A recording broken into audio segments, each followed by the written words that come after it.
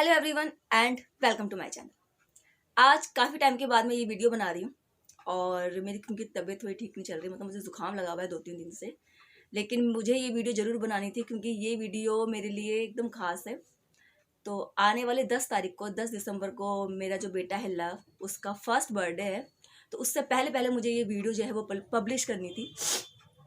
तो जो ये आज की वीडियो है मैं इसमें शेयर करूँगी जो मेरा पूरा प्रेगनेंसी की जर्नी थी, वो मैं आप सबके साथ शेयर करना चाहती हूँ।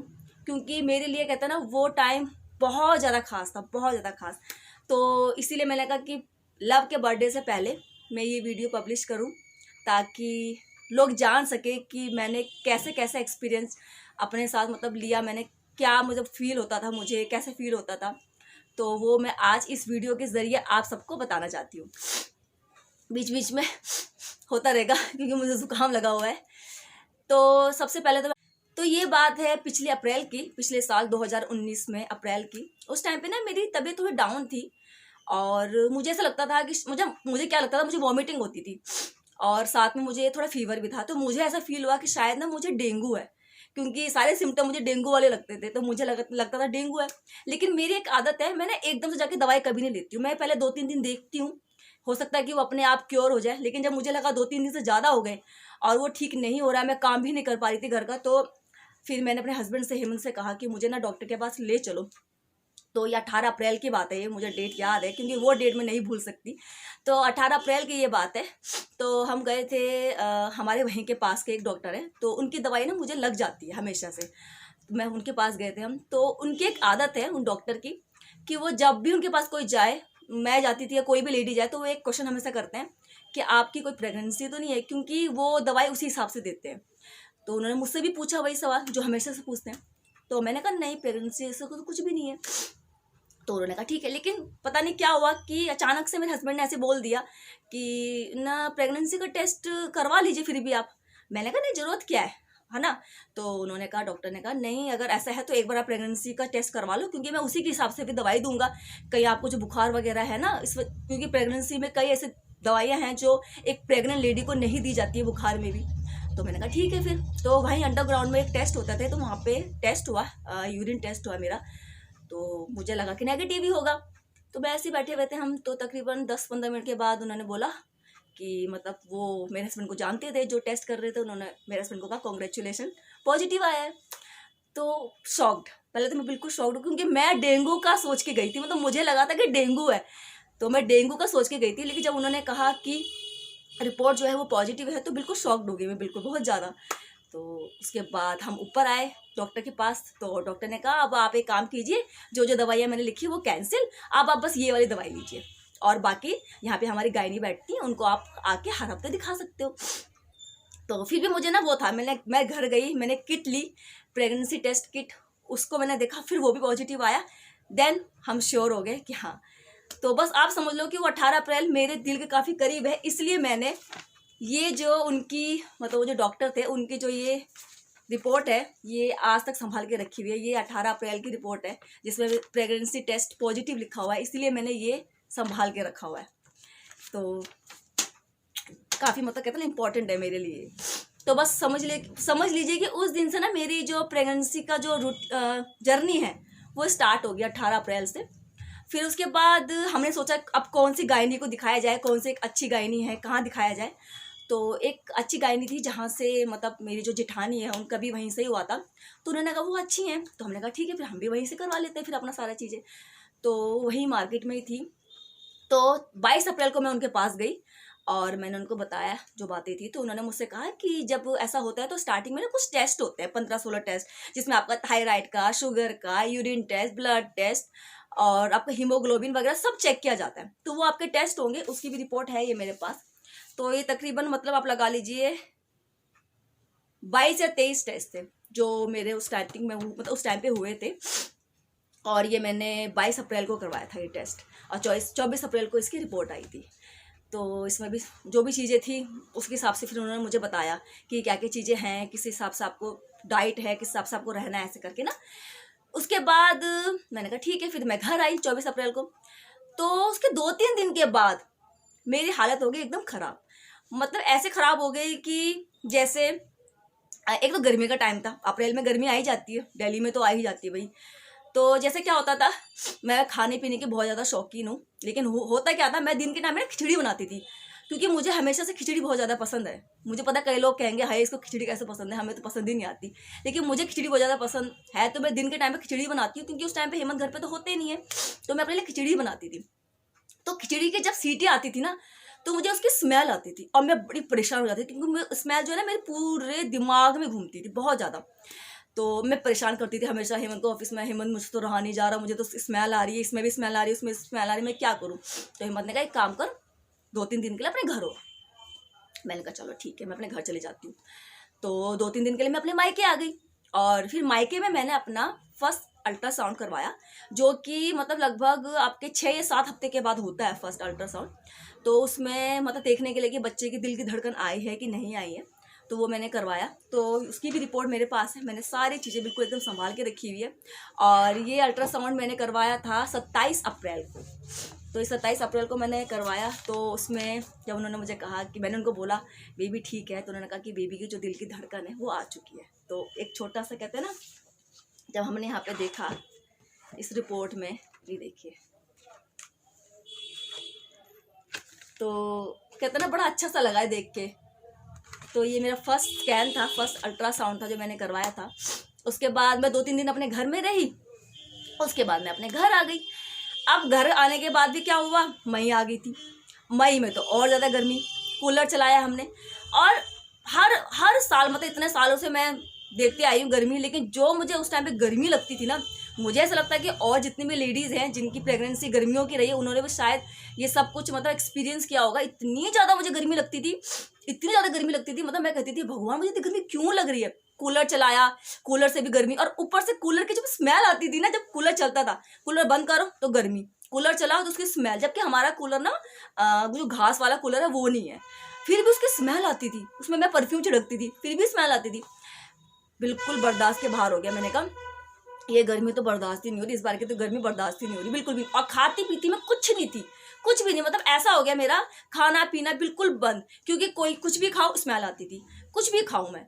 और गर्मियों का टाइम था तो खीरे वगैरह, मतलब जैसे सलाद के लिए हेमंत लेके आते थे, लेकिन मुझे ना खीरे की स्मेल आती थी, दही में स्मेल आती थी, रायते में स्मेल आती थी, हर चीज़ में।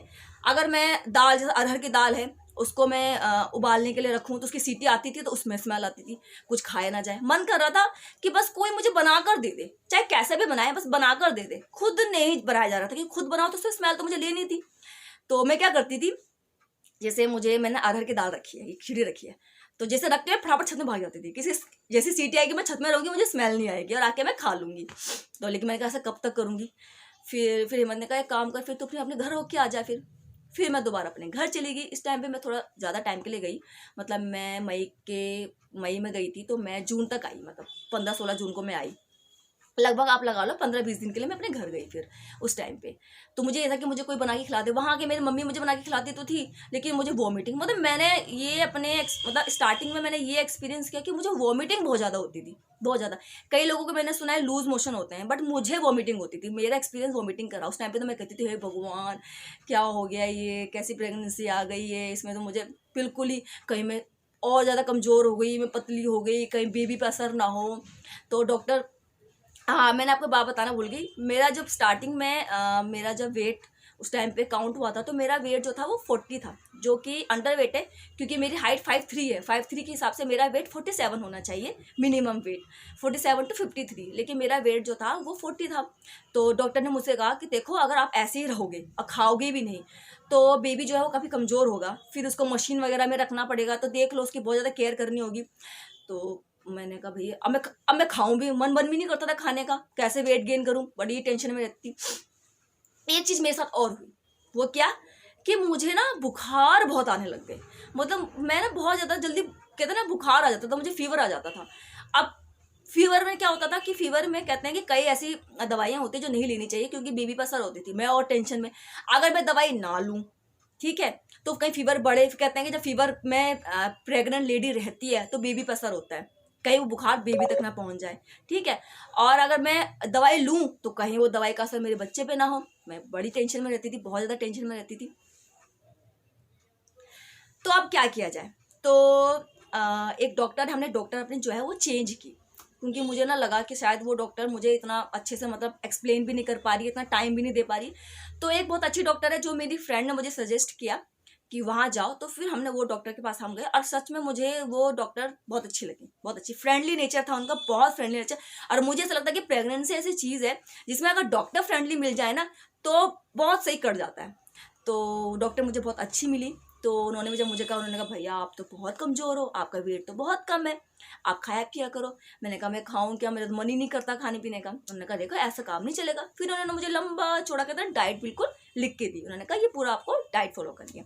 उससे पहले आपको एक स्कैन करवाना, जो कि मेरा सेकंड अल्ट्रासाउंड था, और कई लोग शायद वो इससे पहले वाला अल्ट्रासाउंड नहीं कराते, बट ये वाला कंपलसरी था। इसे एंटी स्कैन बोलते हैं। इसमें क्या होता है, ये डायग्नोस किया जाता है कि जो बेबी है उसको डाउन सिंड्रोम होने के चांसेस है या नहीं है। डाउन सिंड्रोम हमारे यहाँ ना बहुत ज़्यादा उसके केसेस होते हैं। तो ऐसे बेबीज़ के लिए ना पहले स्कैन किया जाता है, देखा जाता है कि कितनी पॉसिबिलिटी है।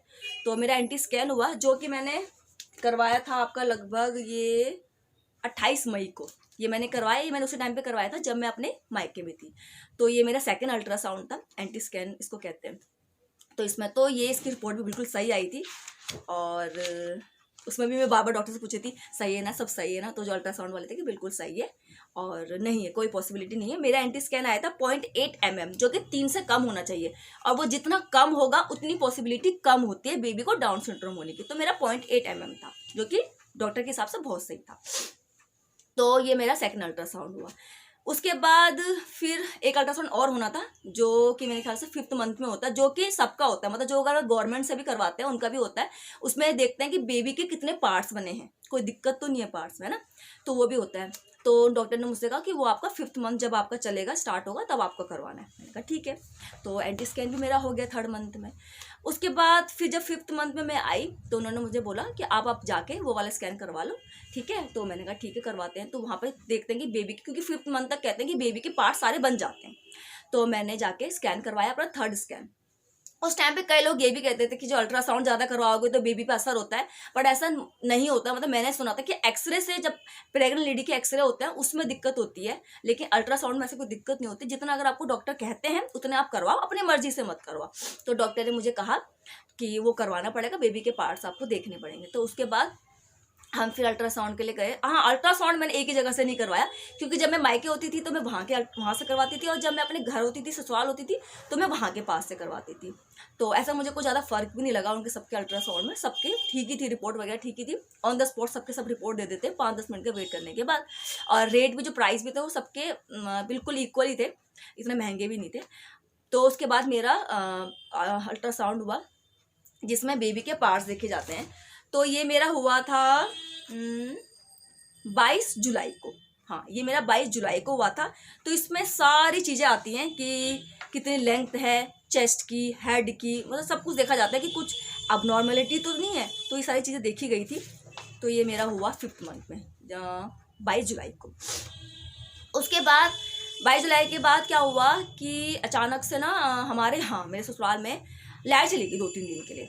तो अब भैया लाइट चली गई, अब इन्वर्टर में कितना दिन चले, तो इन्वर्टर भी ख़त्म हो गया। और वो उसके बाद तो मेरी इतनी हालत ख़राब हो गई, मैंने कहा मैं कैसे रहूँ, कैसे रहूँ, बिल्कुल ही, क्योंकि ना पंखा चल रहा ना कुछ चल रहा, बहुत ज़्यादा गर्मी लगने लगी। तो फिर मैं ना अपनी मामी के यहाँ चली गई कुछ दिनों के लिए। मैंने कहा अपनी मामी के यहाँ चली जाती हूँ। तो फिर मैं अपनी मामी के यहाँ गई। उसके बाद फिर मैं आई, और अगस्त आया था, 15 अगस्त, जिसमें रक्षाबंधन आया था। उसके बाद रक्षाबंधन पे मैं अपने घर गई 15 अगस्त को। अब आप सोचो कितनी बार अपने घर गई। अपने घर में इसलिए जाती थी क्योंकि जब मैं ससुराल में थी तो मेरे साथ काम करने वाला कोई था नहीं, मुझे अकेले करना होता था। तो मैं सोचती थी कि कोई, किसी की हेल्प मिल जाए, कोई मुझे थोड़ा सा बना कर दे दे, थोड़ी सी कोई केयर कर ले, तो मैं अपने घर चली जाती थी। तो मैं फिर अपने मायके गई 15 अगस्त को। हाँ, इतना मैं बता दूं कि मेरी प्रेगनेंसी में जो स्टार्टिंग के 6 महीने थे वो बहुत, कहते ना ऐसे थे ना कि ऐसा लगता था कि हार्ड पड़ता था, बहुत ज़्यादा गर्मी, वॉमिटिंग, बहुत ज़्यादा, खाने का मन नहीं करता था, कुछ नहीं। और जो मेरा वेट था वो भी ज़्यादा इंक्रीज़ नहीं होता था। मुझे डॉक्टर ने कहा आपका वेट जो है वो ज़्यादा इंक्रीज़ नहीं हो रहा। जबकि 5th मंथ के बाद एक बात हमेशा याद रखना कि जब आपकी प्रेगनेंसी स्टार्ट होगी तो आप वेट गेन नहीं करोगे। हर किसी को ये डर रहता है कि अरे मेरी प्रेगनेंसी स्टार्ट हो गई लेकिन मैं वेट गेन नहीं कर रही हूँ। 3 से 4 महीने लग जाते हैं वेट गेन करने में, क्योंकि स्टार्टिंग के महीने में आपको कुछ ना कुछ दिक्कत रहेगी, वॉमिटिंग रहेगी, कुछ भी दिक्कत रहेगी, और बेबी का भी इतना वेट नहीं आएगा जिससे कि आपका वेट ज़्यादा इंक्रीज नहीं होता है, तो उसमें टेंशन लेने की बात नहीं है। और कभी कभी तो क्या होता है, आपका वेट जो है वो डाउन भी हो जाता है, क्योंकि हम खा नहीं पाते, हमें वॉमिटिंग होती है, किसी को लूज मोशन होते हैं, तो स्टार्टिंग में ऐसा चलेगा। लेकिन जब 5th मंथ क्रॉस आप कर लोगे, उसके बाद आपका वेट इंक्रीज होता है, और लास्ट के जो 8 और 9th मंथ है उसमें आपका वेट बहुत जल्दी इंक्रीज होता है। तो ऐसे ही मेरे साथ भी हुआ। तो जब मैंने 5th मंथ क्रॉस कर लिया और 15 अगस्त के बाद जब मैं अपने घर आई, 15 अगस्त को रक्षाबंधन था, उसके बाद जब मैं अपने घर आई तो उसके बाद मेरा कहता ना ये वॉमिटिंग वगैरह सब चीज़ें चली गई, साइड हो गई बिल्कुल। और मैं बिल्कुल कहता ना उसके बाद मेरा खाने पीने में जोर आया, क्योंकि मैं खाने पीने की हमेशा से शौकीन रही हूँ। तो जब कोई दिक्कत नहीं रही तो फिर उसके बाद मैंने खूब खाए पिए, फिर मम्मी भी कभी कुछ बना के देती, कभी कुछ बना के देती, और मैं खूब खाती रही। उसके बाद मेरा वेट इंक्रीज हुआ। तो उसके बाद मेरा वेट इंक्रीज हुआ, और फिर मेरा वेट जो पहुंचा था 40 से वो पहुंचा मेरे ख्याल से 46 पे। मतलब मेरा 6 मंथ जब क्रॉस हुआ तो मेरा जो वेट है वो 6 से 7 किलो बढ़ गया। तो मैं बड़ी खुश हुई। तो मुझे लगा कि हाँ अब थोड़ा ठीक है, क्योंकि ऐसा थोड़ा कहते हैं ना मन में एक वो हो जाता है कि हाँ अब बेबी भी, इसका मतलब है बेबी का भी वेट सही जा रहा होगा। तो वैसे बेबी का वेट आपका ना अल्ट्रासाउंड में भी दिख जाता है कि कितना कितना आपका बढ़ रहा है। और जिस हिसाब पर इतना था कि मेरा वेट नहीं बढ़ रहा था, लेकिन मेरे अल्ट्रासाउंड में जब भी मैं बेबी का वेट दिखती थी तो वो डॉक्टर के हिसाब से बिल्कुल सही जा रहा था। और डॉक्टर का ये मानना था कि जो आपका वेट है वो बेबी पे ही जा रहा है, तो आपका नहीं बढ़ रहा है। तो यही होता था मेरे साथ। लेकिन 6 मंथ जब क्रॉस मैंने कर लिया तो उसके बाद मेरा वेट जो है वो 6 से 7 किलो बढ़ा। फिर एक बार क्या हुआ, फिर मेरी तबीयत डाउन हो गई और मुझे आ गया बहुत तेज फीवर। और ये फीवर रहा 4 से 5 दिन। मैं बड़ी घबरा गई, बहुत ज़्यादा टेंशन में आ गई, मेरी मम्मी भी बहुत ज़्यादा टेंशन में आ गई, क्योंकि कहता ना बिल्कुल 7वां महीना, 6वां 7वां महीना आ गया था और फीवर आ गया था। और मुझे ये भी था कि कहीं ऐसा ना हो कि मैं डाउन हो जाऊँ, मैं बिल्कुल जो मेरा वेट इतना अच्छा बढ़ा है वो कहीं गिर जाए, कहीं बच्चे का वेट गिर जाए, कहीं बच्चे को प्रॉब्लम ना हो जाए, इतनी टेंशन रहती थी। मैं टेंशन ही बहुत जल्दी ले लेती हूँ, बहुत जल्दी टेंशन लेती हूँ, एक ये भी मेरी बीमारी है, बहुत ज़्यादा जल्दी टेंशन लेने की। तो मैं बड़ी टेंशन लेती थी कि क्या हुआ करके। फिर डॉक्टर से पूछा, डॉक्टर ने मुझे बताया कि आप ये वाली कैप्सूल ले लो। तो मैं कैप्सूल का नाम मेंशन नहीं करूँगी, कई लोग क्या करते हैं वो जाके कैप्सूल ले लेते हैं, लेकिन हमेशा वही दवाई लो जो आपकी डॉक्टर आपको रिकमेंड करती है। तो मुझे जो मेरी डॉक्टर ने रिकमेंड किया मैंने वो दवाई ली, और उन्होंने मुझसे कहा हाफ हाफ करके इसे खा लो। तो मैंने खाया, उसके बाद मुझे जो है इम्प्रूवमेंट दिखी और मेरा फीवर जो है वो चला गया, और मैं बड़ी, मेरा बेटा उड़। तो जो ये फीवर मुझे आया था ना, इस फीवर की वजह से जो मैंने इतना अच्छा वेट अपना इंक्रीज किया था वो वेट ना 1 से 1.5 किलो बिल्कुल डाउन हो गया। और पर कोई नहीं, मुझे ये लगा कि कोई नहीं, अभी मेरे पास 3 से 4 महीने हैं अपना वेट अच्छे से इंक्रीज करने। तो ये मेरा 23 सितंबर को मेरा 4th स्कैन हुआ, 4th अल्ट्रासाउंड हुआ, जो कि मेरे 7वां महीना था उस टाइम पे। तो ये मैंने करवाया, और उस टाइम पे मैं अपने, मेरे ख्याल से ये 23 सितंबर का है ना, तो मैं इस टाइम पे अपने मायके में ही थी। हाँ 23 सितंबर को मैं अपने मायके में ही थी, ये वहीं की अल्ट्रासाउंड की रिपोर्ट है। तो 7 मंथ का भी अल्ट्रासाउंड मैंने अपने मायके में ही करवाया। तो उसके बाद आप ये लगा लो जो लास्ट के 3 महीने गए ना वो मेरे बहुत अच्छे गए, बहुत अच्छे।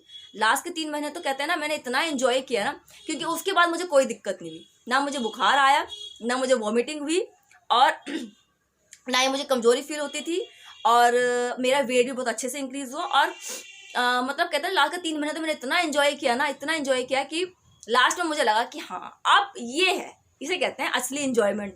स्टार्टिंग में तो मुझे लगता था कि बस कब हो, लेकिन लास्ट में मैंने खूब एंजॉय किया। सीरियसली ये लास्ट के 3 महीने तो मेरे बहुत अच्छे गए। तो उसके बाद मैं अक्टूबर में अपने घर आ गई थी, उसके बाद मैं डिलीवरी तक फिर मैं अपने घर पर ही थी। तो अक्टूबर में जब मैं अपने घर आ गई तो उसके बाद मेरे 2 स्कैन और हुए, जो कि मेरे एक 8वें महीने में हुआ और एक लास्ट हुआ। तो 8वें महीने में जब मैंने अपना स्कैन करवाया तो उसमें मेरे बेबी का जो वेट आया था वो आया था लगभग 1.86 kg। तो डॉक्टर ने मुझसे कहा ये वेट सही है आपका, 8वें महीने के हिसाब से ये वेट बिल्कुल सही है 1.86 kg। मैंने कहा ठीक है। लेकिन ना एक ऐप थी, उस ऐप में ना हम बहुत सारे जो लेडीज़ थी वो सब बात करते थे कि आप कौन सा स्कैन हुआ है, आपका कौन सा स्कैन। तो ऐसे ही जब हम सब ने बातें की, क्योंकि हम सब ऑलमोस्ट सारे उसी टाइम की प्रेगनेंसी थी सबकी, तो उस टाइम पे जब मैंने भी अपने बेबी का बताया, सबने बताया, तो सबके हिसाब से मेरे बेबी का वेट थोड़ा कम जा रहा था। तो मुझे टेंशन होगी, डॉक्टर ने मुझसे कहा कि बिल्कुल सही है, लेकिन मुझे टेंशन होगी कि भैया सबका सही जा रहा है, मेरा बेबी का कम जा रहा है। तो मुझे टेंशन होगी बहुत ज़्यादा कि भैया ऐसे क्यों हुआ। फिर लेकिन मैंने कहा चलो कोई बात नहीं, अभी मेरे पास 2 महीने और हैं। उसके बाद एक लास्ट स्कैन हुआ मेरा 9 मंथ में, जो कि मेरा हुआ है 27 नवंबर को। ये मेरा लास्ट स्कैन था 27 नवंबर का। और इसमें जो मेरे बेबी का वेट गया वो गया इसमें गया है 3 kg। तो नवंबर में जो मेरा लास्ट स्कैन हुआ है इसमें मेरे बेबी का वेट 3 kg गया है। 3 किलो का वो हो गया था और डॉक्टर ने मुझसे बोला बिल्कुल ठीक है, जब तक आपकी रिपोर्ट आएगी, मतलब जब तक आपका डिलीवरी होगी उस टाइम तक आपका वेट, जो बेबी का वेट है वो 3.5 तक चला जाएगा। तो ये मेरा लास्ट स्कैन था। इसके बाद डॉक्टर ने मुझे आप कोई स्कैन नहीं करवाना। और इसके बाद मैं आपको बताती हूँ जो मेरा जिस दिन मेरी डिलीवरी हुई उस दिन का एक्सपीरियंस मैं आपको बताती हूँ क्या हुआ। तो 10 दिसंबर का दिन था, 9 दिसंबर का दिन था, आप लगा लो। तो रात का टाइम पे मैंने दलिया बनाया था। मैंने कहा दलिया खाते हैं, दलिया खाने का बड़ा मन था तो दलिया बनाया था मैंने और उसको मैंने फ्रिज में रख दिया। मैंने कहा जब ठंडा होगा तो मैं ठंडे में खाऊंगी रात के टाइम पे उठ के। तो हिम्मत ने कहा फ्रिज में रख दिया, बना के हम ठंडा खाएंगे। जबकि वैसे तो ये मौसम उस टाइम सर्दियों का था, लेकिन उस दिन तक 9 दिसंबर तक इतनी ठंड नहीं पड़ी थी। तो हमने दलिया जो है बना के रख दिया फ्रिज में। फिर 12 बजे उठ के हमने खाया उसको। अब उसके बाद हम सो गए। वैसे भी ना हम, पता क्या होता है, हम मूवी वगैरह देखते रहते हैं बहुत ज़्यादा, तो रात के टाइम पे ना हम 11:30, 12, 12:30, 1:30, 1 तो बज जाता है सोते सोते। अब रात के टाइम पे जब हम सो गए उसके वजह मैं सुबह 4 बजे उठी तो मेरे पेट दर्द स्टार्ट हो गया। मैंने कहा ये तो मेरा पेट दर्द स्टार्ट हो रहा है। तो मैंने हेमंत से बोला, हेमंत ने कहा कि हमने ना वो ठंडा वाला दलिया खा लिया, शायद उससे हुआ होगा। मैंने कहा लेकिन मुझे तो ऐसा फील हो रहा है कि जैसे भैया कुछ होगा आज। तो हेमंत ने कहा कि काम कर अपने डॉक्टर से पूछ ले। तो मैंने अपने डॉक्टर को फ़ोन किया। तो मेरे डॉक्टर, चाहे उनको 2 बजे फ़ोन करो रात को, चाहे ऑब्वियसली कभी भी एमरजेंसी हो सकती है, तो मैंने उनको मॉर्निंग में 4 बजे फ़ोन किया। उन्होंने एकदम से फ़ोन उठा लिया। उन्होंने मुझसे बोला हाँ प्रीति बोलो। मैंने कहा मैम ऐसा है, मेरे ना पेट में दर्द हो रहा है। तो उन्होंने मुझसे कहा कि ये काम करो तुम, अगर थोड़ा देर रुको, अगर दर्द बढ़ रहा है तो तुम जाके एडमिट हो जाओ जाके। मैंने कहा ठीक है। मैं ऐसे बैठे रही, थोड़ी देर हम छत पे गए, चक्कर लगाया मैं छत पे, इधर से उधर, इधर से उधर, तो दर्द बढ़ने लग गया। तो हिम्मत ने कहा काम करते हैं, चलते हैं हॉस्पिटल। मैंने कहा ठीक है। हम हॉस्पिटल गए, नीचे गए तो जो मेरे जेठ हैं, मतलब हेमंत के जो बड़े भाई हैं, उनके पास अपनी गाड़ी है। तो उन्होंने कहा कि गाड़ी से चलते। तो मेरी सास थी साथ में, मेरे जेठ जी थे और हेमंत और मैं, हम चारों गए थे। तो वो भी कभी फास्ट चलाया उन्होंने, क्योंकि उनको लग रहा था कि शायद दर्द ज़्यादा बढ़ रहा है। तो उसके बाद हम हॉस्पिटल गए। हॉस्पिटल उन्होंने मुझे बोला, क्योंकि हमने पहले से ही जो हॉस्पिटल था वो बिल्कुल मतलब तैयार कर रखा था। जो मेरे डॉक्टर थे उनके अंडर में 3 हॉस्पिटल आते हैं और जो हमारे बजट में था हमने वो हॉस्पिटल पहले से तैयार किया हुआ था। तो वहाँ पे हमने सब पेमेंट वगैरह की हुई थी, बस वहाँ पे जाके मुझे एडमिट ही होना था। तो वहाँ गए और मैं वहाँ पे जाके एडमिट हो गई। फिर जो मेरा कहते हैं ना जिस रूम में मैं बैठी हुई थी, तो उस रूम में 2-3 और थे, क्योंकि वो हमारा जिसको क्या बोलेंगे, लेबर रूम भी नहीं बोलेंगे, बस वो वहाँ पे जाके एडमिट होना था। लेबर रूम तो उसके बाद है कि आपका ऑपरेशन होता है तो आप ऑपरेशन थिएटर में जाओगे, या फिर आपका वैसा पेन होता है नॉर्मल डिलीवरी तो आप उसमें जाओगे। बस वहाँ पे जहाँ पे आपको लेटना है, ठीक है ना, वहाँ पे आपको 3, मेरे साथ 2 लेडी और थी, वो लेटी हुई थी। तो एक लेडी के तो 7-8 घंटे से दर्द हो रहा था, तो बाकी मैं थी वहाँ पर लेटी भी। तो मुझे भी दर्द था, तो दर्द मेरा पूरा था, जो कि एक लेबर का दर्द होना चाहिए। दर्द पूरा आ रहा था। डॉक्टर वहाँ पर देख रही थी कि दर्द पूरा 100% आ रहा है, तो आपको ना वेट। तो सब कुछ ठीक था। मैं वो जो दर्द था उसको बिल्कुल, उसको कहते हैं ऐसा था कि मैं उसको सहन कर सकती थी, कोई बात नहीं। मैंने कहा इतना दर्द तो कोई बात नहीं, बस वो सर्विक्स लेंथ जो है ना वो मेरी उतनी नहीं थी जितनी की होनी चाहिए। तो वो कहते हैं कि जो सर्विक्स लेंथ अगर आपकी 4 भी हो जाती है तो भी आपको जाके लेबर पेन, मतलब लेबर रूम में जाके आपका डिलीवरी कर सकते हैं। पर वो मेरी एक ही थी, तो वो हो नहीं रहा था, तो मैं वेट कर रहे थे हम। अचानक से क्या हुआ, मेरी ब्लीडिंग हो गई। और वो ब्लीडिंग इतनी थी कि मेरे डॉक्टर जब आए, क्योंकि मैं डॉक्टर को उन्होंने बुलाया, तो डॉक्टर आई तो डॉक्टर ने कहा कि भैया ब्लीडिंग इतनी ज़्यादा है कि कहीं ऐसा ना हो कि बेबी पे असर हो। तो अब मुझे नहीं पता प्राइवेट हॉस्पिटल में क्या होता है उनकी, मतलब वो इनकी कहते हैं ना पहले से इन्होंने सोचा होता है कि ऐसा करना है कि भैया लड़की का ऑपरेशन ही कराना होगा, जो भी उन्होंने सोचा होता है। बट उन्होंने मुझसे ऐसा बोला और मैं वैसे ही टेंशन ले लेती हूँ। मैंने कहा भैया ऐसा ना हो, तो मैंने उनको बोला आप ऑपरेशन कर दो, कोई बात नहीं। तो उन्होंने कहा कि काम करो अपने हस्बैंड को बुलाओ। तो मेरे हस्बैंड थोड़ी देर के लिए अपने घर चले गए, क्योंकि उनको लगा था नॉर्मल डिलीवरी होगी, क्योंकि सब कुछ ठीक था। तो उन्होंने कहा नॉर्मल डिलीवरी होगी, तो उन्होंने कहा ठीक है मैं घर चले जाता हूँ मम्मी को छोड़ने के लिए, चाय वाय पी के आ जाता हूँ। तो मैंने कहा वो घर चले गए, उन्होंने कहा बुला लो। फिर फटाफट से बुलाया, वो भी बिल्कुल हड़बड़ी में आए, क्योंकि उनको डर हो गया था कि क्या हो गया। वो आए तो मेरी जो डॉक्टर थी उन्होंने कहा कि देखो ऐसा है, ब्लीडिंग हो रही है, और ब्लीडिंग ऐसे हो रही है कि उसमें क्लॉट्स निकल रहे हैं, तो इससे ना बेबी पे असर ना हो तो ऑपरेशन कराना होगा। तो मेरे हस्बैंड ने मुझसे आके बोला देख बता ले तो ऑपरेशन के लिए रेडी है। तो मैंने कहा हाँ कोई बात नहीं, क्योंकि मैं दोनों के लिए रेडी थी। मैं नॉर्मल डिलीवरी के लिए भी रेडी थी, ऑपरेशन के लिए भी रेडी थी। पर मैं ऐसा नहीं है, मतलब मेरे माइंड में ये नहीं था कि अगर ऐसी सिचुएशन आती है तो नहीं, मुझे नॉर्मल ही करवाना है, ऐसा नहीं था। जो सिचुएशन आएगी मैं उसको हैंडल करने के लिए बिल्कुल तैयार थी। तो मैंने कहा ठीक है, जो आप कहते हो, मतलब जो अगर ऑपरेशन करवाना होगा तो ठीक है, मेरी बेबी बिल्कुल ठीक होना चाहिए। बिल्कुल टेंशन भी हो गई थी। उसके बाद 10-15 मिनट के बाद डॉक्टर आई मेरी। डॉक्टर ने मुझसे कहा चलो ठीक है, उनको ऑपरेशन थिएटर में ले जाओ।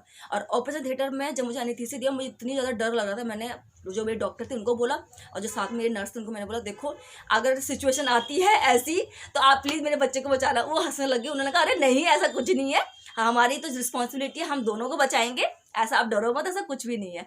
तो हर किसी को ऐसा डर लगता है, मुझे भी बहुत ज़्यादा, मैं तो बहुत ज़्यादा जल्दी टेंशन लेने लग जाती हूँ। उसके बाद जब ऑपरेशन होता है तो उस टाइम पे ना मुझे तो नॉर्मल का एक्सपीरियंस नहीं है। जिनको होगा नॉर्मल का एक्सपीरियंस मैं उनको बता देती हूँ, जिनका प्रेगनेंसी है, जो जिनका ऑपरेशन होगा या जो ऑपरेशन करवा रहे हैं, मैं उनको बता देती हूँ। जब ऑपरेशन होता है उस टाइम पे आपको कुछ फील नहीं होता है कि कहाँ वो हाथ लगा रहे हैं, कहाँ से बच्चा निकाला है, कुछ नहीं। बस आपको थोड़ी सी छप छप छप छप पानी की आवाज़ आएगी। ऐसा लगेगा, मैं एक एग्जाम्पल देती हूँ। ऐसा आपको लगेगा कि जैसे कोई बॉटल है और बॉटल में पानी जब हम ऐसे ऐसे नहीं करते, हिलाते हैं, तो वो बॉटल छप छप छप छप आवाज़ आती है। कुछ ऐसा ही आपको फील की आवाज़ आएगी। फील कुछ भी नहीं होगा, कुछ भी नहीं। बस उसके बाद बेबी की रोने की आवाज़ आएगी, जो कि मुझे आई। जैसी बेबी की रोने की आवाज़ आई, मुझे तसल्ली हुई। मतलब मैं कहता ना, उस टाइम मुझे रिलैक्स फील हुई। मैं डॉक्टर मेरे पास लेके आए, वहीं पर ही उन्होंने मुझसे कहा देखो क्या हुआ है। मैंने कहा मुझे समझ में नहीं आ रहा। उन्होंने कहा अरे लड़का हुआ है। और मैं बहुत ज़्यादा खुशी, मतलब इसलिए नहीं कि लड़का हुआ है, मैं खुश इसलिए हुई कि चलो बिल्कुल अच्छे से हो गया। उसके बाद उन्होंने मुझे नहीं दिया, उन्होंने बाहर जाके दिखाया होगा इनको। मुझे मतलब उसके बाद उन्होंने हाथ में नहीं दिया, क्योंकि मेरा ऑब्वियसली ऑपरेशन हुआ था तो एकदम से नहीं दे सकते। उसके बाद वो मुझे ले गए, और उसके बाद ठंड लगती है बहुत ज़्यादा। जिन्होंने ये एक्सपीरियंस किया होगा उनको पता होगा कि उसको बहुत ठंड लगती है। मुझे कंबल भी ओढ़ा था, सब कुछ। और हाथ पाँव आपके बिल्कुल सुन्न हो रखे होते हैं, क्योंकि आपको एनेस्थीसिया दिया होता है। उसके बाद आपके हाथ पाँव सुन्न होते हैं। वो हाथ पाँव ना आपको हिला रहे हैं, ऐसे करके हाथ हिला रहे हैं। आपको पता भी नहीं चलेगा कि आपका हाथ हिल रहा है। वो हिला के ऐसे दिखाएंगे, ऐसे उठाएंगे, आपको कह रहे मेरा पाँव ऊपर जा रहा है, आपको बिल्कुल ही फील नहीं होगा। तो ऐसा है, बस एक यही एडवांटेज है ऑपरेशन का। बाकी अगर देखा जाए तो ऑपरेशन और नॉर्मल में अगर आपके पास चॉइस है तो आप नॉर्मल ही करवाओ। नॉर्मल डिलीवरी सबसे बढ़िया होती है, क्योंकि वो एक नेचुरल है, वो एक नेचुरल चीज़ है जो कि स्टार्टिंग से होती आई है, और वही एक सही तरीका होता है। बट ये है कि आजकल क्या होता है, कई जो लड़कियां हैं मतलब इतनी ज़्यादा कंडीशन होगी, इतनी ज़्यादा लड़कियों के साथ हो जाता है, या फिर जो प्राइवेट वालों को कह सकते हैं पैसे खाने का तरीका है, या लड़कियां सहन नहीं कर सकती दर्द, और या भी कभी कभी ऐसे मतलब ऐसी सिचुएशन आ जाती है कि ऑपरेशन कराना होता है। लेकिन अगर सब कुछ सही है तो मैं तो यही कहूँगी कि नॉर्मल डिलीवरी ही कराओ। नॉर्मल डिलीवरी बेस्ट होती है, एक अपनी हेल्थ के लिए भी। क्योंकि नॉर्मल डिलीवरी में क्या होता है कि एक तो आपको बेबी एकदम से दे दिया जाता है, और आपके खाने पीने में आपको मतलब कहते हैं एकदम सब कुछ दे देंगे। क्योंकि मेरे जो बगल में लेडी थी उनकी नॉर्मल डिलीवरी हुई, 7-8 घंटे के दर्द के बाद उनकी नॉर्मल डिलीवरी हुई, और उनको उसी वक्त खाने के लिए दे दिया। बट मुझे 24 आवर्स तक कुछ नहीं खाना था, पानी भी नहीं पीना था, बिल्कुल एक पोजीशन में लेटे रहना था, सर भी नहीं उठाना था। उन्होंने मुझसे कहा अगर आप हेड को उठाते हो, सर को, तो आपके बाद में जाके हेडेक रहेगा बहुत ज़्यादा। तो उन्होंने मुझसे कहा आपको सर भी नहीं उठाना है, बिल्कुल ऐसे लेटे रहना है। और 24 आवर तक मुझे ऐसे लेटे रहना था, और बेबी भी जो है वो मेरे बगल में ही उन्होंने लिटा दिया। तो उसके बाद सब वहाँ पर आए हुए थे मेरे घर से, मेरे मम्मी पापा और मेरे दादाजी आए हुए थे, मेरे चाचा आए, और साथ में मेरी सिस्टर आई, और इनके यहाँ से भी सब देखने के लिए आए। मेरी हेमंत के बड़े भाई भाभी, और उनके और बड़े भाई जो भाभी है वो भी आए थे, और मेरी एक चाची सास है वो भी मुझे वहाँ पर देखने के लिए आई। तो सब मुझे देखने के लिए आए थे। तो बस मुझे देख रहे थे, बेबी को देख रहे थे। तो मैं तो कुछ हिला नहीं पाई थी, मुझे तो मना किया था। तो 24 आवर तक आप ऐसे होता है। 24 आवर के बाद वो आपकी सिचुएशन देखते हैं और आपका लिक्विड से स्टार्ट करते हैं। तो लिक्विड से मेरा स्टार्ट हुआ था, तो मुझे पानी बोला और साथ में मुझे सूप दिया। उसके बाद आपका ना जो फूड होता है वो बिल्कुल लाइट होता है, मतलब आपको ना लाइट फूड दिया जाएगा, जैसे दलिया खिचड़ी, ऐसे वो भी बिल्कुल फीकी सी। तो ये आपको दिया जाता है। पर नॉर्मल डिलीवरी में ऐसा नहीं होता है, ऑपरेशन में ऐसा होता है। तो उन्होंने मुझे ऑपरेशन में यही खाने के लिए दिया। लेकिन मेरा मन जो है वो बिल्कुल चटपटा खाने का कर रहा था, क्योंकि मैं वैसी बड़ी चटोरी हूँ, मुझे खाने पीने का वैसे वो रहता है।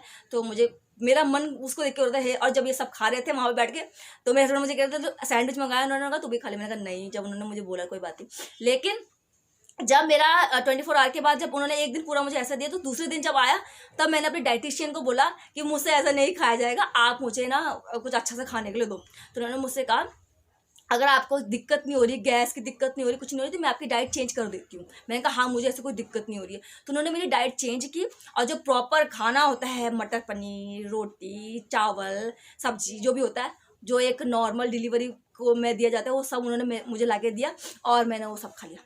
क्योंकि मुझे मुझे चटपटा खाने का मन तो वैसे ही कर रहा था। मैंने कहा खा लेती, कोई बात नहीं, जो होगा देखा जाएगा।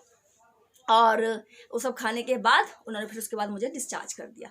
डिस्चार्ज के वक्त मेरी जो गायनी थी वो आई मुझे देखने के लिए, और मेरी गायनी ने कहा सब कुछ प्रॉपर तरीके से हो गया, अब कोई टेंशन लेने की ज़रूरत नहीं है। और जो मेरी बेबी का वेट आया था वो आया था 3.4 kg, जो कि मेरे लिए काफ़ी शॉकिंग था, क्योंकि स्टार्टिंग में वेट नहीं बढ़ रहा था मेरा भी। और जो मेरा लास्ट वेट गया है वो 40 से 53 गया। लास्ट वेट मेरा जो अल्ट्रासाउंड में आया था, अल्ट्रासाउंड में नहीं, लास्ट जो वेट मैंने जब मैं अल्ट्रासाउंड कराने गई थी, जो मेरा वहाँ पर वेट जो मेरा उन्होंने किया था, तो वो मेरा 53 था। और जब मेरा बेबी हुआ था तो उस टाइम पे उसका वेट जो था वो 3.4 kg था। तो ये तो मेरा जिस दिन बेबी हुआ उसके बाद घर आए, जिस दिन हम घर आए उस दिन आप ये लगा लो 12 तारीख थी, और उस दिन मम्मी, मैं और हेमंत और जो मेरा बेटा है, हम सब जब जा रहे थे घर गए, उस दिन आप ये लगा लो ऐसे ठंड पड़ी। उसके बाद इतनी ठंड पड़ी कि सूरज के दर्शन ही नहीं हुए। उसके बाद जो ठंड पड़ी है बहुत ज़्यादा, मतलब आप ये लगा लो कि मैंने अपने बेटे को उस साल सूरज के बहुत ही कम, कहते हैं ना, बहुत कम धूप दिखाई होगी, बहुत ही कम। क्योंकि एक तो वो छोटा सा था, धूप थोड़ी सी आती थी तो हवा चलती थी, मुझे डर लगता था कि बच्चों को ले जाऊंगा ठंड ना लग जाए। और हमारे बगल में जो एक घर था वो इतना बड़ा उन्होंने बना दिया था कि वहाँ से ना सूरज ही ढक जाता था। तो उसके बाद तो बहुत ज़्यादा ठंड पड़ी, और उसके बाद उसका नामकरण हुआ, जो कि हमने बहुत अच्छे से सेलिब्रेट किया। नामकरण में उसका जो नाम आया वो आ से आया, बट आ से मुझे कोई नाम नहीं लगा। मतलब मैंने जो उसका नाम सोचा था उस टाइम पे मेरे मन में था प्रीत नाम, क्योंकि मेरा नाम प्रीति है।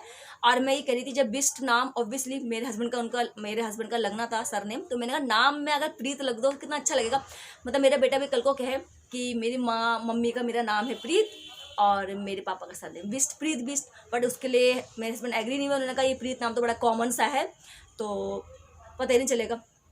एक लेडी ने जो बिल्कुल सही बात बोली, एक लेडी ने मुझसे कहा कल को तेरे बेटी की शादी हो जाएगी और उसकी जो वाइफ है वो कहेगी प्रीत प्रीत, तो ऐसा लगेगा वो अपनी सास का नाम ले रही है।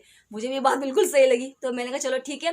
तो नाम मतलब हमने डिसाइड नहीं कर पाए हम क्या सोचे करके, क्योंकि मुझे एक यूनिक सा नाम चाहिए था, और मुझे ऐसा नाम चाहिए था जो कि दो अल्फ़ाबेट का, क्योंकि मुझे अल्फ़ाबेट नहीं, मतलब 2 अल्फ़ाबेट कह सकते हैं, या 2 हिंदी में कहें तो 2 अक्षर का नाम। तो मुझे 2 अक्षर के जो नाम है वो अच्छे लगते हैं। मुझे बड़े बड़े भारी भरकम नाम बिल्कुल पसंद नहीं है। मेरा नाम भी बहुत शॉर्ट है, प्रीति, और मुझे ऐसे ही नाम पसंद आते हैं, क्योंकि मैं ज़्यादा भारी भरकम नाम रखती नहीं हूँ। कई लोगों को अच्छे लगते हैं, वो कभी टीवी सीरियल्स के जो कैरेक्टर है उन पर नाम रखते हैं, किसी का कोई फेवरेट एक्टर होता है, एक्ट्रेस होता है, उस पर नाम रखते हैं।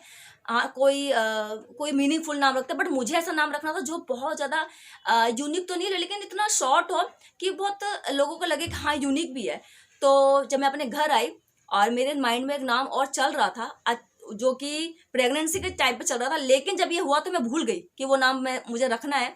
लेकिन जब मैं घर आई, क्योंकि मैं उसके बाद नामकरण के बाद 1 महीने के लिए अपने घर चली गई थी, अपने मायके आ गई, तो वहाँ पे अचानक से जिस दिन मैं आई हूँ अपने बेटे को लेके, अचानक से मेरा जो कज़न है अमन, उसने मुझे ऐसे बोला कि लव नाम रख दे। मैंने कहा अरे हाँ, यही नाम तो मैंने सोचा था। मतलब मैंने कहा मैं तो भूल ही गई कि मैंने लव नाम भी सोचा था। प्रेगनेंसी के टाइम पे हम सोचते थे ना कि क्या नाम रखेंगे, लड़की होगी तो ये रखेंगे, लड़का होगा तो ये रखेंगे, तो हम सोचते थे। मैंने कहा अरे मैंने ये भी तो सोचा था, और बस वो टाइम था जब मैंने डिसाइड कर लिया कि इसका नाम लव होगा। और वो डेट थी 25 तारीख, क्योंकि उस दिन क्रिसमस था और क्रिसमस के दिन ही मैं अपने घर गई थी। तो 25 दिसंबर की वो डेट थी जिस दिन मैंने अपने बेटे का नाम सोचा था लव। तो ये उसका नाम मैंने रख दिया। जब भी कहीं कहीं बोलो उसका नाम क्या लव, तो लोग लव को लगता है कि बिल्कुल यूनिक है, नया है, बट जो लव है उसकी स्पेलिंग LOVE नहीं है, उसकी जो स्पेलिंग है वो LUV है। लव राम के बेटे का नाम था, और हमने ये लगा लो बस कि मैंने नाम तो वो लिया है, स्पेलिंग तो वो लिया है, लेकिन जो उसका नाम है का मतलब है वो प्यार ही है, वो लव वाला ही मीनिंग है उसका, जो मैंने सोचा हुआ है नाम वो है, स्पेलिंग उसकी वो है, और मतलब भी उसका यही है। लेकिन मैं सोच रही थी कि कुछ ऐसा हो कि हाँ जिसका प्यार से नाम आए, क्योंकि प्रीति भी प्यार से आता है, प्रीत अगर मैं रखती तो वो भी प्यार से आता है, तो मैं चाह रही थी कि उसका नाम भी ऐसा हो जो कि हर कोई सुने तो उसको अच्छा लगे, और जो थोड़ा शॉर्ट भी हो। भारी भरकम नाम मुझे नहीं पसंद है, क्योंकि आज तो वो अच्छा लगेगा, लेकिन कल को एक जमाना आता है, एक टाइम आता है, हम कहते हैं अरे यार कितने पुराने जमाने का नाम रखा हुआ है, इसलिए नाम ऐसा है कि जो मुझे ऐसा लगता है कि है तो राम के बेटे का, लेकिन अगर आज भी रखो तो लगता है कि बिल्कुल नए जमाने का नाम है। तो इसलिए मैंने उसका नाम लव रखा और सबको ही ये नाम बिल्कुल पसंद आया। तो बस ये मेरा एक्सपीरियंस था पूरा प्रेगनेंसी का, स्टार्टिंग से लेके जब तक वो हुआ, जब तक उसका नाम रखा। और कहते ना कि एक माँ बनना इस दुनिया का सबसे बड़ा कहते हैं हैप्पी वाला मोमेंट है। पहले मुझे लगता था कि एक वाइफ बनना एक बहुत अच्छा हैप्पी मतलब मोमेंट है। मुझे ऐसा लगता था कि बच्चे की तो जरूरत नहीं होती, लेकिन बाद में जब लव मेरी लाइफ में आया मुझे ऐसा लगता है कि शायद ही कि लव से ऊपर कोई होगा मेरे लिए मेरी लाइफ में, क्योंकि लव मेरे लिए सबसे पहले है, सबसे पहले। क्योंकि कहते हैं उसकी वजह से मेरी लाइफ में काफ़ी चेंजेस आए हैं, मेरा नज़रिया काफ़ी चेंज हुआ है। क्योंकि मैं ना स्टार्टिंग में ना मुझे डॉग्स को लेके काफ़ी अटैचमेंट रही है, डॉग्स मुझे बहुत पसंद है। तो बेबीज़ पे इतनी मुझे अटैचमेंट नहीं लगती थी, लेकिन जब से मेरी लाइफ में आए मुझे बेबीज़ भी अच्छे लगने लग गए। जब मैं औरों के बेबी भी देखती हूँ तो मुझे वो भी अच्छे लगते हैं अब। तो ये लाइफ में मेरे चेंज लेके आया है। और मैं बस यही चाहती हूँ कि इसका जो बर्थडे है 10 तारीख, उसमें आप उसको बहुत अच्छे अच्छे विश दो, ताकि वो लाइफ में आगे बढ़े और एक अच्छा इंसान बने। मतलब मैं ये नहीं कहूँगी कि वो बहुत बड़ा आदमी बने, क्योंकि आज के डेट में ऐसा टाइम आ गया है, बड़ा आदमी तो कोई भी बन सकता है, लेकिन सबसे पहले एक अच्छा इंसान बनना बहुत ज़्यादा ज़रूरी है। और मैं यही चाहती हूँ कि लव अपनी लाइफ में बहुत अच्छा इंसान बने, वो हर किसी के साथ अच्छा हो, हर किसी के लिए अच्छा बोले, उसके मुंह से मैं नहीं चाहती कुछ बुरी चीज़ें निकले। और वो हमसे ही स्टार्ट होगा, अगर हम उसके सामने अच्छे रहेंगे तो वो भी अच्छा रहेगा। और मुझे ऐसा लगता है कि एक बच्चे की सबसे पहली जो टीचर होती है वो उसकी माँ होती है। अगर मैं उसके कुछ गलती पे उसको नहीं डांटूं या उसको मना ना करूं तो शायद वो गलतियां उसकी बाद में बहुत ज़्यादा बढ़ जाती है। इसीलिए एक माँ को हमेशा अपने बच्चे की केयर तो करनी चाहिए, लेकिन अगर वो कुछ गलत कर रहा है तो उसको रोकना भी चाहिए। लाड़ प्यार एक अपनी जगह पे है, लेकिन एक एक अच्छी टीचर बना, क्योंकि एक टीचर अगर टीचर है मान लीजिए स्कूल में, और वो एक बच्चे को सिर्फ लाड़ दुलार ही करे तो बच्चा कभी अच्छी चीज़ नहीं सीख पाएगा। अच्छी चीज़ सीखने के लिए उसको गलत बातों पे टोकना भी पड़ेगा। तो एक माँ को अपने बच्चे की लाइफ में अपनी पहली टीचर के रूप में बहुत अच्छा बनना होगा, उसे बहुत अच्छी बातें बतानी होगी। और यही मैं चाहती हूँ कि मैं लव को बहुत अच्छा इंसान बनाऊँ। तो मैं आप सबको चाहती हूँ कि 10 तारीख को आप सब उसे अच्छे अच्छे विशेस दें, और अपनी तरफ से जो आप विश देना चाहते हो अच्छे अच्छे वो दें उसको। और मैं भी चाहती हूँ कि मेरा बेटा बहुत अच्छा इंसान बने और उसकी लाइफ में बहुत खुशियाँ आएँ, और वो सबकी लाइफ में बहुत खुशियाँ दे। तो ये थी मेरी आज की वीडियो। आई होप कि आपको मेरी आज की वीडियो अच्छी लगी हो। अगर आपको मेरी वीडियो पसंद आई हो तो प्लीज़ मेरे चैनल को सब्सक्राइब कर देना, इस वीडियो को लाइक कर देना, कमेंट्स कर देना और शेयर कर देना। Thank you.